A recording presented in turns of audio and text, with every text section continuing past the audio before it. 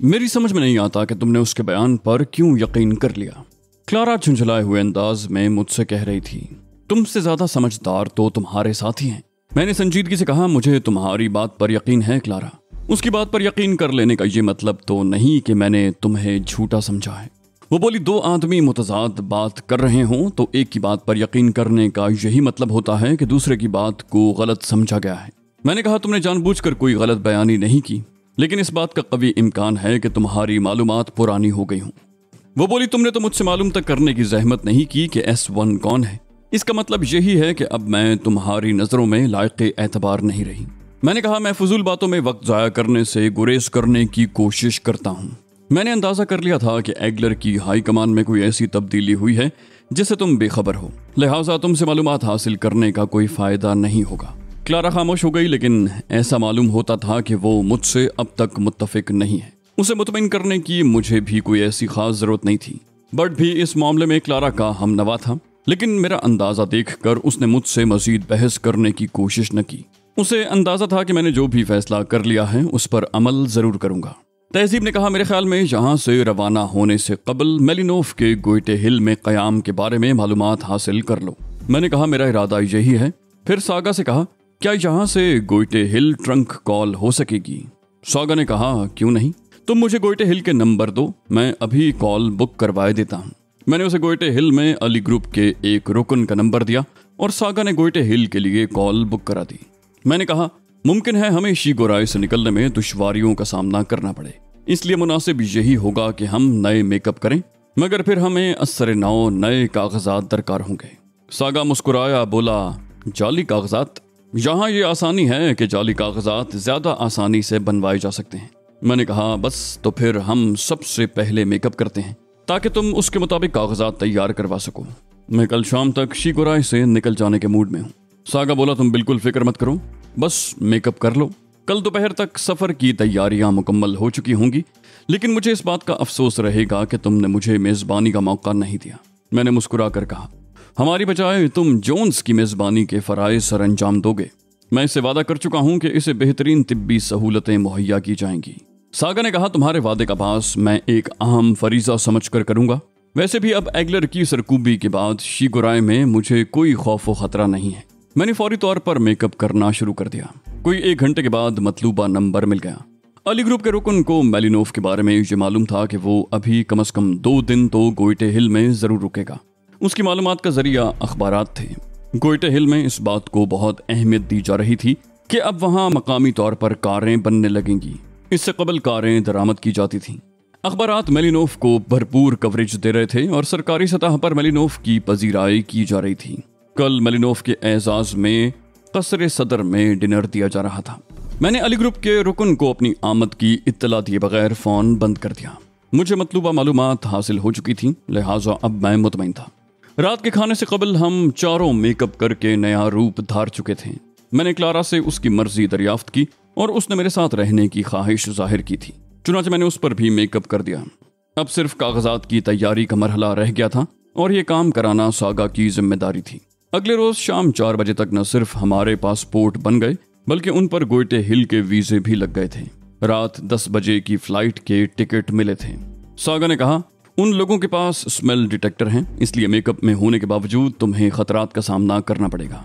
मैंने कहा, शीगोराय में वो इकलौता मनहूस डिटेक्टर था जो तबाह हो चुका, लिहाजा डरने की कोई जरूरत नहीं है। सागा अपने आदमियों के साथ हमें छोड़ने एयरपोर्ट तक आया। वो बार बार हमारी इतनी जल्दी रवानगी पर इजहार अफसोस कर रहा था। शीगोराय एयरपोर्ट पर तो सागा हमें अलविदा कहने आ गया था, लेकिन रात 12 बजे के करीब जब हम गोइटे हिल एयरपोर्ट से बाहर आए तो वहां कोई हमें रिसीव करने के लिए मौजूद नहीं था। और मौजूद कैसे होता? हमने किसी को अपनी आमद की इत्तला भी तो नहीं दी थी। शीगोराय से गोइटे हिल पहुंचने तक हमें किसी रुकावट का सामना नहीं करना पड़ा। एयरपोर्ट से टेरिस महल पहुंचने में मजीद आधा घंटा लगा। तहजीब और बट का ख्याल था कि मैं एयरपोर्ट से जनरल टेरिस को फोन करूंगा, मगर मैंने फोन करने की बजाय खुद ही वहां पहुंच जाने को तरजीह दी। पहले मेरा इरादा किसी होटल में क़याम करने का था, लेकिन फिर अचानक जहन में एक ऐसा ख्याल आया कि मैंने टेरिस महल का रुख करने का इरादा कर लिया। टेरिस महल में मेलिनोफ को दिया जाने वाला डिनर इख्तिताम को पहुंच चुका था और शायद सारे मेहमान वापस जा चुके थे। मैं टेरिस महल के गेट पर टैक्सी से उतरकर गेट की तरफ बढ़ा तो मुझे देखकर मुहाफिज बौखला गए। मैं अपनी असल शक्ल सूरत में था। अपना मेकअप मैंने टैक्सी में ही खत्म कर दिया था। टेरिस महल का कौन सा ऐसा मुलाजिम था जो मुझे न पहचानता हो। वो तो मुझे सीधा अंदर ले जाना चाहता था, मगर मैं पहले जनरल टेरिस से बात करना चाह रहा था। गेस्ट हाउस से मैंने फोन पर जनरल टेरिस से बात की। वो अपनी ख्वाबगाह में जा चुका था, मगर मेरे लिए कोई पाबंदी नहीं थी। उसने इंतहाई हैरत से कहा, अरे अली मेरे दोस्त, तुम कब गोइटे हिल पहुंचे?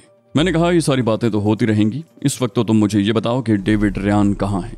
जनरल टेरिस ने कहा, वो गेस्ट हाउस के एक कमरे में मुकीम है। क्यों, खैरियत है? मैंने कहा, खैरियत ही समझो। मेरे साथ एक और मेहमान खातून हैं, उन्हें डेविड के साथ ही ठहराना है।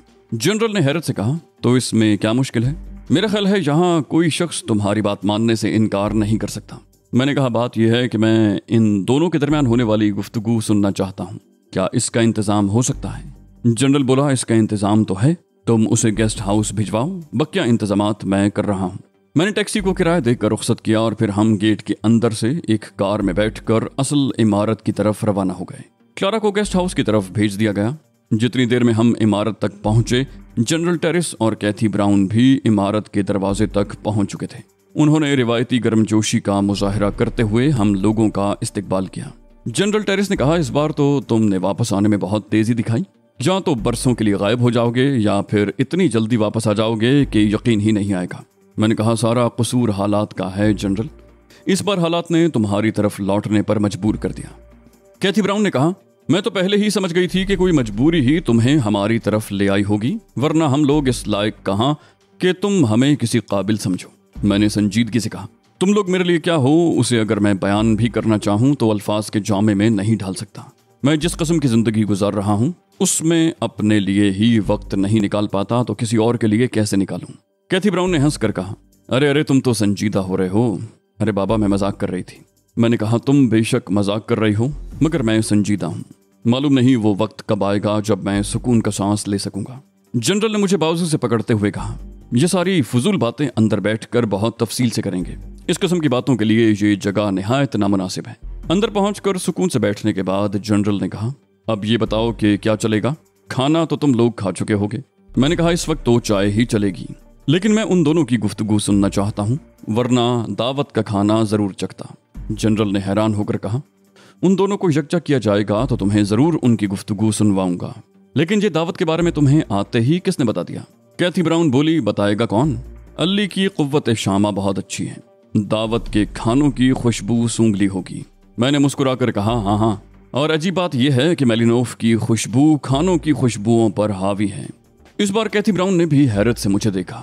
बोली, जरूर कोई खास बात है, वरना तुम आते ही ये तस्करा शुरू न कर देते। मैंने तहजीब की तरफ देखा और मेरा इशारा पाकर तहजीब बोली, मेलिनोफ के एजाज में दिए जाने वाले डिनर की इत्तला हमें शीगोराय ही में मिल गई थी। तभी तो हम भागम भाग यहाँ पहुंचे, मगर अफसोस लेट हो गए। डिनर खत्म भी हो चुका। जनरल टेरिस बड़े गौर से मुझे देख रहा था। बोला, एक बात तो बहरहाल साबित हो गई, मेलिनोफ किसी खुसूसियत का हामिल जरूर है। मैंने कहा, क्या सिर्फ इस वजह से कि मैंने मेलिनोफ का तस्करा कर दिया? जनरल बोला, हाँ, इसलिए कि आज से कबल मैंने कभी तुम्हें किसी शख्स के बारे में इस तरह बेसब्री का मुजाहरा करते नहीं देखा। मैंने कहा, क्या मेलिनोफ वाकई इतना अहम आदमी है कि उसके एजाज में सरकारी तौर पर डिनर दिया जाता? जनरल टेरिस ने कहा, डिनर मैंने निजी हैसियत में दिया था, ताहम फिर भी वो सरकारी ही कहलाएगा। बात दरअसल ये है कि सनती मैदान में हम बहुत पीछे हैं। मेलिनोफ की अहमियत इतनी नहीं है जितनी हम उसे अहमियत देने के लिए मजबूर हैं। उसे यहाँ कुछ मसाइल दरपेश थे जिनके लिए वो मुझसे मिलना चाह रहा था। मैंने सोचा कि उसे एक डिनर ही दे डालूं, उसके मसाइल भी हल हो जाएंगे और उसे ये भी एहसास होगा कि जहाँ उसे नज़रअंदाज नहीं किया जा रहा। लेकिन मैं ये समझने से कासिर हूँ कि उसकी शख्सियत में तुम्हारी दिलचस्पी की कौन सी चीज़ है। मैंने जनरल का सवाल उड़ा कर कहा, मैंने सुना है वो यहाँ के सबसे बड़े होटल में ठहरा हुआ है। वो बोला, हाँ, उसने पूरे 2 फ्लोर बुक करवा रखे हैं। वो तनहा तो नहीं है, उसके साथ माहिरीन का पूरा ग्रुप है। उसके अपने मुलाजिमीन हैं, हिफाजती अमला अलग है। मैंने हैरत से कहा, हिफाजती अमला? उसे क्या खतरा है कि वो हिफाजती अमला लिए घूम रहा है? टेरिस बोला, वो एक अरबपति बल्कि खरबपति सरमायादार है। वो अपनी हिफाजत नहीं करेगा तो और कौन करेगा? कोई भी शख्स उसे अगवा करके करोड़पति तो बन ही सकता है। मैंने बेख्याली के आलम में कहा, तब तो हिफाजती अमले का जवाब बनता है। बर्ड ने कहा, मैं तुम्हारे साथ अपनी उम्र जाया कर रहा हूँ, क्या मुझे करोड़पति बनने की कोशिश करने का कोई हक नहीं है? मैं चौंक कर उसे घूरने लगा। बोला तुमसे कितनी बार कहा है कि हर वक्त बेतुकी बातें मत क्या करो, लेकिन क्या मजाल कि तुम पर जर्रा बराबर भी असर पड़ जाए। बर्ड ने कहा तुम ऐसा क्यों नहीं करते कि बर्ड के मुंह पर ताला लगाकर चाबी अपने पास रख लो। जब बेतुकी बातें सुनने का मूड हुआ करे ताला खोल दिया करना, वरना लगा रहने दिया करो। तहजीब ने उसे घूरते हुए कहा लेकिन ये नहीं हो सकता कि तुम खुद से बेतुकी बातें करने से गुरेज करो। कैथी ब्राउन बोली एक बर्ड ही तो ऐसा शख्स है जो फजा को बोझल नहीं होने देता और तुम लोग इसके पीछे पड़े रहते हो। बर्ड ने फैलते हुए कहा मेरा जी चाहता है कि मुस्तकिल यहीं रिहाइश इख्तियार कर लूं, कम से कम यहाँ बर्ड की नाकदरी तो नहीं होगी। तहजीब ने मुंह बनाकर कहा एक तो ये वैसे ही जामे से बाहर रहता है, ऊपर से तुम इसकी हौसला अफजाई कर रहे हो, अब तो ये हमारा जीना ही दूभर कर देगा। जनरल टेरिस ने उकता कर कहा बात हो रही थी मेलिनोफ की, दरमियान में तुम लोगों ने मालूम नहीं क्या शुरू कर दिया। मैं जनरल की तरफ देख कर मुस्कुराया, कहा अगर मैं ये कहूँ कि मेलिनोफ का ताल्लुक एग्लर से है तो क्या तुम मेरी बात पर यकीन करोगे। जनरल टेरिस उछल पड़ा। कैथी ब्राउन भी बुरी तरह चौंकी। टेरिस बोला पहले कभी तुम्हारी कोई बात गलत साबित हुई हो तो मैं शुबा भी करूं, लेकिन क्या तुम सच कह रहे हो, कहीं मजाक तो नहीं कर रहे। मैंने कहा मैं बेहद संजीदा हूं जनरल, अगर ये बात ना होती तो मैं कभी इस तरह भागा हुआ यहाँ ना पहुंचता। जनरल ने टेलीफोन की तरफ बढ़ते हुए कहा बहुत अच्छा हुआ तुमने मुझे बता दिया, मैं अभी उसे गिरफ्तार करने का हुक्म जारी करता हूँ। मैंने तेजी से कहा क्या हिमाकत कर रहे हो जनरल, इतने बड़े आदमी को किस इल्जाम में गिरफ्तार करोगे, क्या तुम्हारे पास कोई सबूत है। जनरल टेरिस एक झटके से रुका। उसने कदरे परेशानी से कहा बात तो तुम ठीक कह रहे हो, मगर सवाल यह है कि फिर मेलिनोफ का क्या किया जाए। मैंने कहा तुमसे कहने का ये मतलब तो नहीं था कि तुम जरूर इस सिलसिले में कुछ करो, बल्कि ये सिरे से तुम्हारा मसला ही नहीं है, ये तो मेरा मसला है, इसे मैं खुद देख लूंगा। जनरल टेरिस ने बेबसी से कहा ऐसे तो तुम्हारा हर मसला मेरा मसला होता है, लेकिन इस सिलसिले में मैं वाकई कुछ नहीं कर सकता। लेकिन तुम्हें मेलिनोफ के बारे में इत्तला कहाँ से मिली। मैंने कहा इस किस्म की इत्तलात कहीं न कहीं से मिल ही जाया करती हैं जनरल। शिगुराय में एग्लर से मार्का आरआई के दौरान एक अहम शख्स कब्जे में आ गया था, ये इत्तला उसकी फराहम करता है। जनरल ने पूछा इस खबर की तस्दीक तुमने किस तरह की। मैंने मुस्कुरा कर कहा अब करूंगा, जब से ये इत्तला मिली है उस वक्त से इतना मौका ही नहीं मिल सका।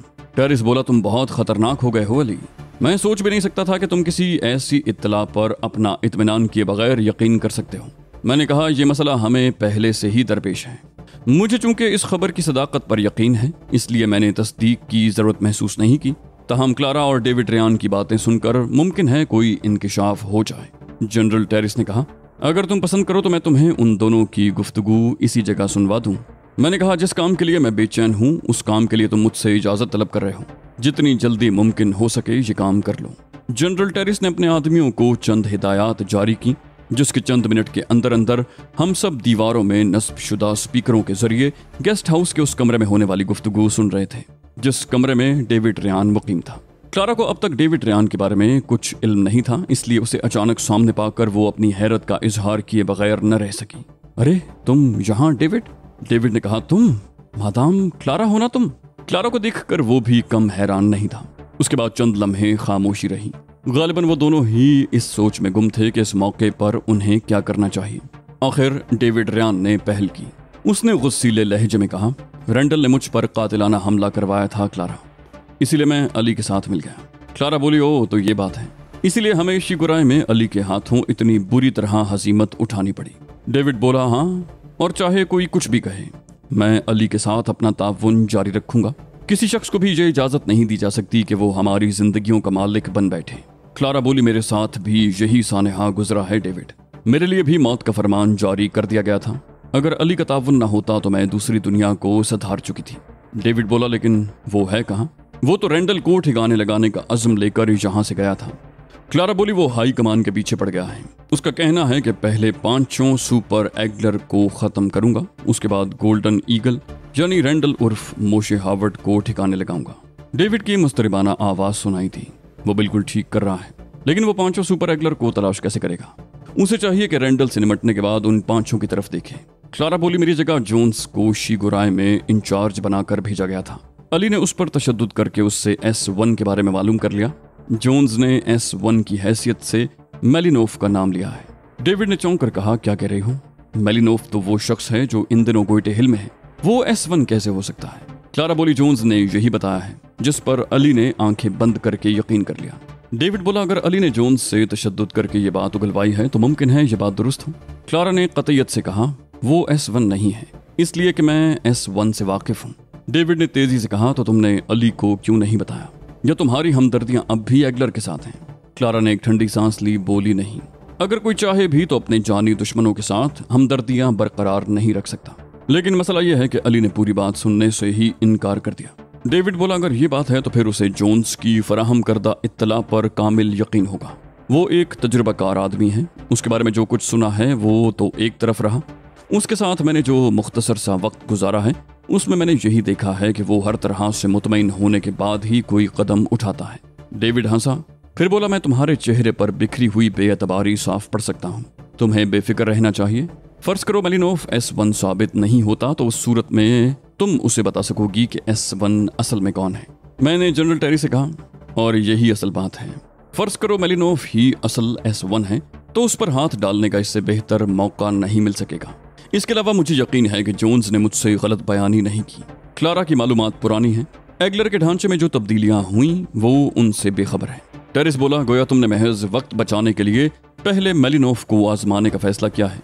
मैंने कहा, नहीं, ये तो एक ज़िम्नी बात है, असल बात मैं तुम्हें बता चुका हूँ।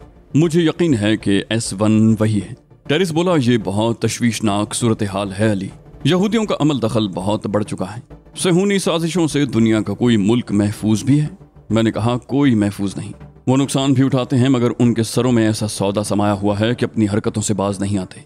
दुनिया का कोई खित्ता उनकी साजिशों से महफूज नहीं है। इसराइल तो खैर उनका गढ़ है, फलस्तीन उनका असल हदफ है, लेकिन वो तमाम मुस्लिम ममालिक के खिलाफ साजिशें करते रहते हैं ताकि वो अपनी कुव्वत उनके खिलाफ मरकूज न करने पाएं। वो गैर मुस्लिम ममालिक को भी मुख्तलिफ मसाइल में उलझाए रखते हैं ताकि कोई मुल्क उनकी ज्यादतियों के खिलाफ आवाज़ न बुलंद कर सके। उन्होंने आलमी इक्तसादियात पर कब्जा कर रखा है। जब तक उनके खिलाफ मुनज़्ज़म पैमाने पर कोई कदम नहीं उठाया जाएगा उस वक्त तक कोई हतमी नतीजा बरामद होना मुश्किल है। मैं और मेरे चंद साथी उनके खिलाफ क्या कर सकते हैं, लेकिन उसके बावजूद मैं उनके सामने सीना सुपर हूँ।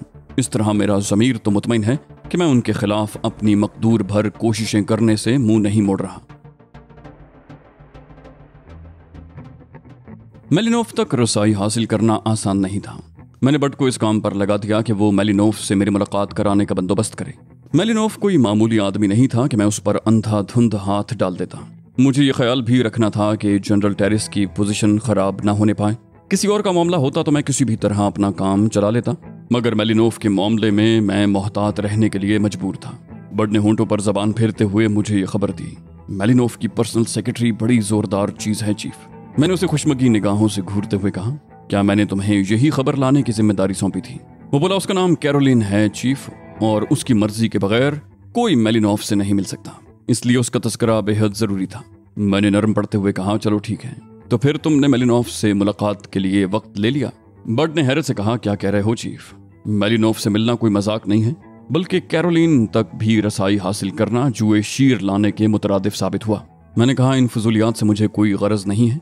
मेलिनोव के पास वक्त हो या ना हो, कैरोलिन तक रसाई कितनी ही दुश्वार क्यों ना हो, मुझे हर कीमत पर मेलिनोव से मुलाकात करनी है, खा मुलाकात कितनी ही मुख्तसर क्यों ना हो। वो बोला, मुख्तसर मुलाकात करने से क्या फायदा होगा? फर्ज करो कि वो तुम्हें 5 मिनट का वक्त देता है, तो इन 5 मिनटों के दौरान तुम क्या कर लोगे? मैंने झुंझुला कर कहा, ये तुम्हारा दर्द सर नहीं है। जो काम तुम्हारे सुपुर्द किया गया था वो तो तुम कर नहीं सके, और गैर मुतल्लिक बातों में सर खपा रहे हो। बर्ड ने कहा, मैंने कैरोलिन तक रसाई हासिल की, उससे शनासाई पैदा कर ली, क्या ये कोई कारनामा नहीं है? मैं बर्ड को घूरने लगा। उसके अंदाज से मुझे यकीन हो गया था कि उसने जरूर कोई कामयाबी हासिल कर ली है, लेकिन वो अपनी आदत से मजबूर था। मैंने कहा, तुम हमेशा ऊट पटांग बातें और हरकतें करके अपना और दूसरों का वक्त बर्बाद करते हो। अगर तुम उससे वक्त हासिल नहीं कर सके तो सीधी तरह क्यों नहीं बताते? बर्ड ने शाकी लहजे में तहजीब से कहा, मुझे डांट पड़ रही है और तुम बैठी देख रही हो। तहजीब ने तंजिया लहजे में कहा, वाकई मुझे ये करना चाहिए था कि तुम्हारी हाँ में हाँ मिलाऊं। बर्ड ने एक सर्द आह भरकर कहा, तुम भी ठीक ही कह रही हो मैडम। बर्ड पर हर तरफ से डांट फिटकार ही पड़नी चाहिए। 3 कीमती घंटे बर्बाद करके कैरोलिन से शनासाई पैदा की और यहाँ डांट टपट हो रही है। तहजीब ने झुंझला कर कहा, अरे तो तुम्हारी सुई कैरोलिन पर क्यों अटक कर रह गई है? बर्ड ने भी उसी के से अंदाज में जवाब दिया, बोला, इसलिए कि उससे गुजरे बगैर हम मेलिनोव तक नहीं पहुंच सकते। तहजीब ने बेबसी से कहा, सिर्फ इतना बता दो कि उससे गुजरने में कितनी देर और लगेगी। बर्ड ने शरारत से कहा, अब तुमने ठीक से पूछा है तो अब बताता हूँ। मैं उससे गोइटे हिल के सबसे बड़े अशाती इदारे के मुदीर और पब्लिशर की हैसियत से मिला था। मैंने उसे कहा था कि हमारा नुमाइंदा मिस्टर मेलिनॉफ से इंटरव्यू लेना चाहता है। उसने आज शाम 5 बजे का वक्त दिया है। तहजीब ने कहा, उससे तो बहुत से इंटरव्यू लिए गए होंगे, फिर उसने तुम्हें कैसे वक्त दे दिया? बर्ड ने कहा, यही तो कमाल है, अभी तक कोई भी उसका इंटरव्यू करने में कामयाब नहीं हो सका। मैंने तारीफी लहजे में कहा, तुम तो बड़े बाकमाल आदमी हो बट, लेकिन तुमने उसे राजी कैसे किया? वो बोला, मैंने उसे कहा कि हमारा नुमाइंदा रिवायती किस्म का इंटरव्यू नहीं लेगा, बल्कि ये इंटरव्यू नजरियाती होगा। बस ये बात सुनकर कैरोलिन राजी हो गई और फिर उसने मेलिनॉफ को भी तैयार कर लिया। मैंने संजीदगी से कहा, इस बात में कोई शुबा नहीं है कि तुम्हारे अलावा कोई ये काम नहीं कर सकता था और तुमने एक बहुत बड़ा काम किया है। वो बोला, बर्ड की जिंदगी तुम्हारे किसी काम आ जाए चीफ, इसके सिवा बर्ड की जिंदगी का कोई और मकसद भी नहीं। तहजीब बोली, मेलिनॉफ तक रसाई का बंदोबस्त तो हो गया, अब सवाल यह है कि तुम उससे एग्लर से वाबस्तगी का एतराफ कैसे करवाओगे? मैंने कहा, अभी मैं क्या कह सकता हूँ, मालूम नहीं उस मुलाकात के दौरान वहां मेरे और उसके अलावा और कितने अफराद होंगे। बर्ड ने कहा, कोई भी नहीं होगा चीफ, वो एक वक्त में सिर्फ एक ही आदमी से मिलता है और इस दौरान में कोई भी उसके बुलाए बगैर अंदर नहीं जा सकता। मैंने कहा, उसकी ये आदत तो हमारे हक में जाती है, इस तरह मेरा काम आसान हो जाएगा। बर्ड ने कहा, लेकिन ये ख्याल रखना चीफ कि उसका हिफाजती अमला बेहद मुस्तैद है, मुकम्मल तलाशी के बगैर कोई भी शख्स उससे नहीं मिल सकता। मैंने कहा, बहुत अच्छा हुआ तुमने ये बात मुझे बता दी, वरना मुमकिन है मैं क्लारा वाला शुआई पिस्तौल अपने हमरा ले जाने की कोशिश करता।